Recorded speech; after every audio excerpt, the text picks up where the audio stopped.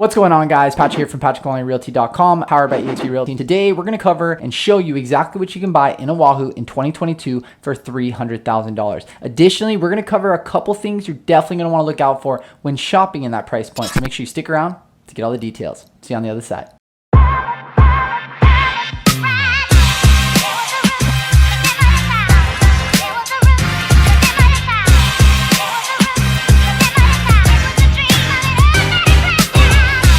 All right, guys, like I mentioned before, today we're going to cover what you can buy for $300,000 in Oahu, Hawaii in 2022. Additionally, we're going to cover a couple things you're definitely going to want to look out for. Before we jump into those things, I want to quickly introduce myself. If this is your first time here, my name is Patrick Longley. I'm a licensed real estate agent out here in Oahu, and I'm helping buy and sell homes out here in Hawaii. So if you're looking for any help, feel free to reach out to me. You got some boots on the ground. Got my contact information right here, as well as you can directly DM me on any of my social media platforms. With that being said, let's jump into what you can buy for $300,000 in Hawaii in 2022. Now, there isn't a bunch of options when it comes to purchasing homes out here in Hawaii because we are in one of the most expensive states in the nation. But in that $300,000 to $400,000 range, you're probably going to be looking at studios and maybe a couple one bedrooms, possibly two bedrooms. Most of them are going to be studio and one bedroom. So we're going to look at some of those properties. But before we do, there are a few things you want to look out for when you're looking at these properties on Zillow or Redfin or what have you that may make that price point not so attractive. Now let's go over what those things are. Number one, leasehold. Now I have a video, you can check it out right here, that goes over the difference between leasehold and fee simple. Now 90% of the properties out here are going to be fee simple, and that's what most people are used to. You own the land and you own the house and you own it outright. But we also have this thing called leasehold out here. And generally speaking, what that means is you own the structure, but you lease in the land. You're basically renting the land. So leasehold 99.9% of the time is not the best investment. And when you see a property that's usually under 200, 250 grand, and it's got an ocean view, it's gorgeous, a couple thousand square feet, it's most likely leasehold. And that property price looks attractive,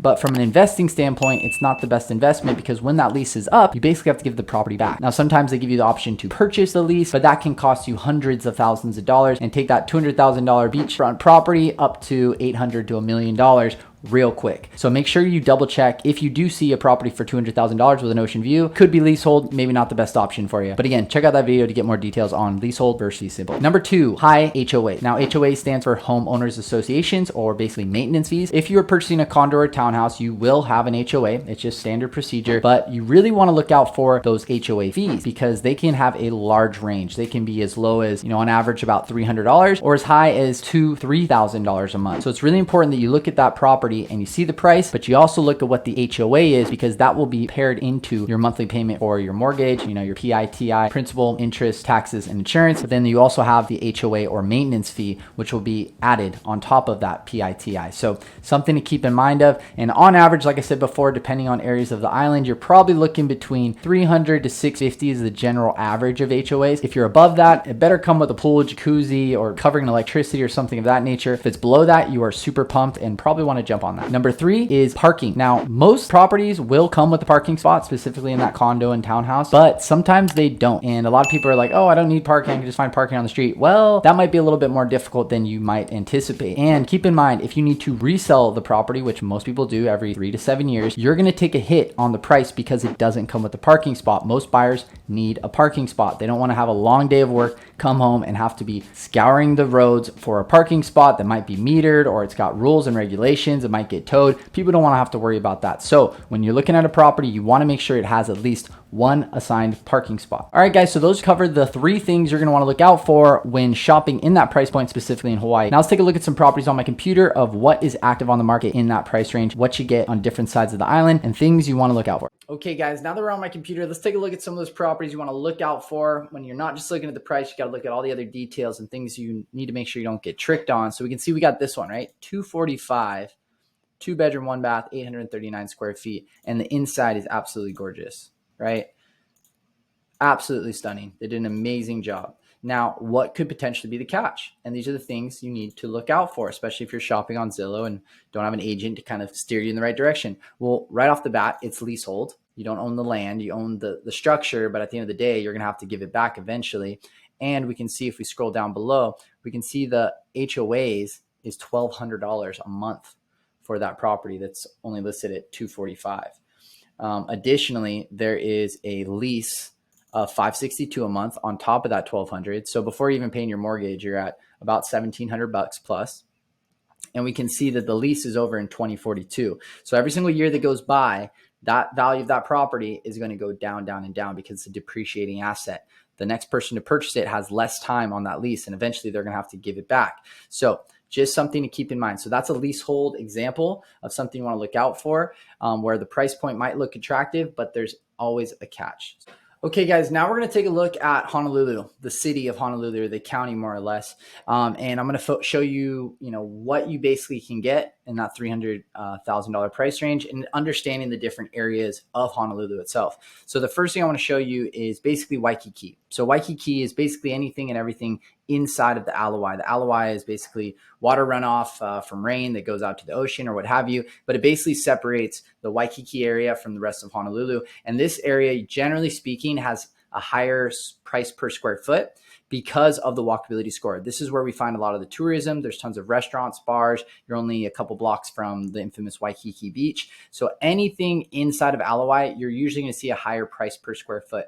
Now, generally speaking, in that $350 price range, you're going to get studio and one bedrooms, anywhere from 250 to about 450 square feet.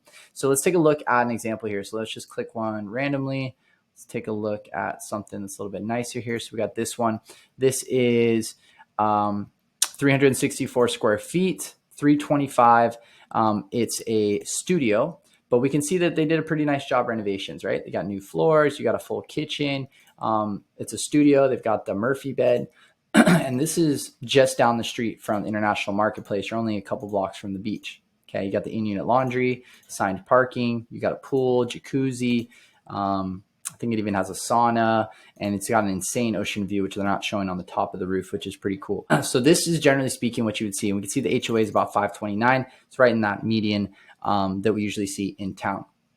Now let's take a little walk outside of the Ala, where you're getting more in the hustle and bustle, a bit higher density of single family homes and condos.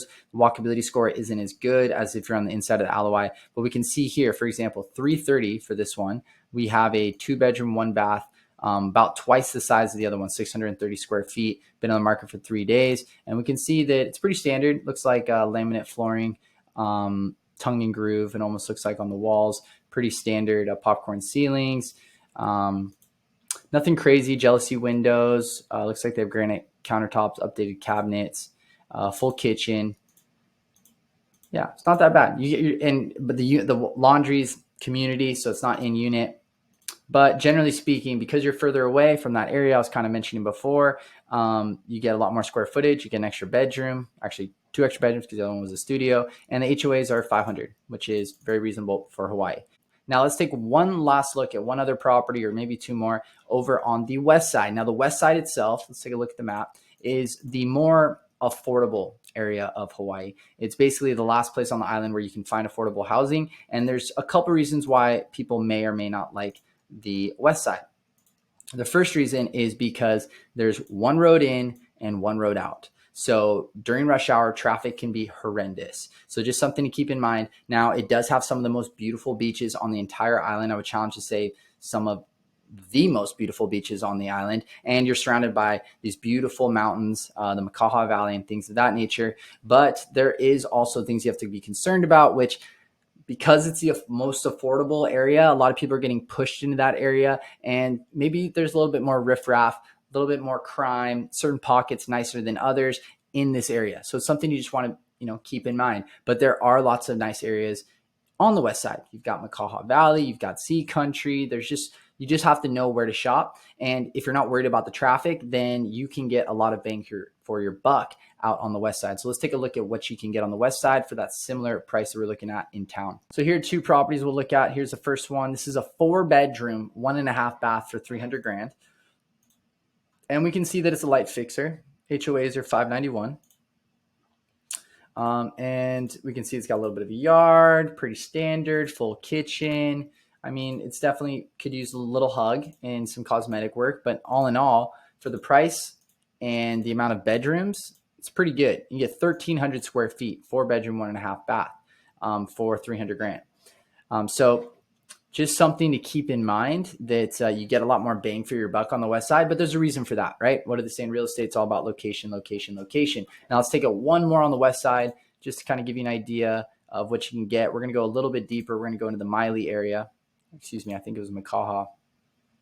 Yeah, we're in Makaha here, which is really deep. And we can see that you've got a little bit of an ocean view. They've done some updates. Looks like newer carpet, fresh paint. You got a full kitchen.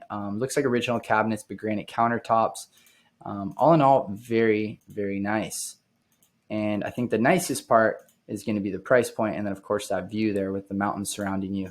So we can see that the price at $280 for a 2-bedroom, 1-bath, 800 square feet, and the HOA is $593, which again is kind of in that average. So that kind of gives you guys a general idea of what you can get between $300 and $350 on different sides of the islands, pros and cons. We kind of jam-packed a bunch of information in there for you. So that pretty much wraps up that. Okay guys, so as you guys saw on my computer, it really depends on what part of the island you're on for the price per square foot. Generally speaking, if you're on the inside of the Alawai, closer to the beach, those are going to be higher price points than if you're on the outside of the Alawai in town. If you go to the west side, you can get a lot more house than if you are in town. So it just really depends on what your wants and needs are for you and your family, or just for you as an individual, and things you want to keep in mind. So if you guys do need any assistance in purchasing a home out here, I'd be happy to help you. I know this island like the back of my hand, so feel free to reach out to me with any questions you have. Got my contact information right here as well as in the description down below, or you can directly DM me on any of my social media platforms. Anyways guys, that pretty much wraps it up. I'm Patrick with PatrickLawrenRealty.com, powered by eXp Realty. Hope you guys have a beautiful day. I'll talk to you soon. Aloha.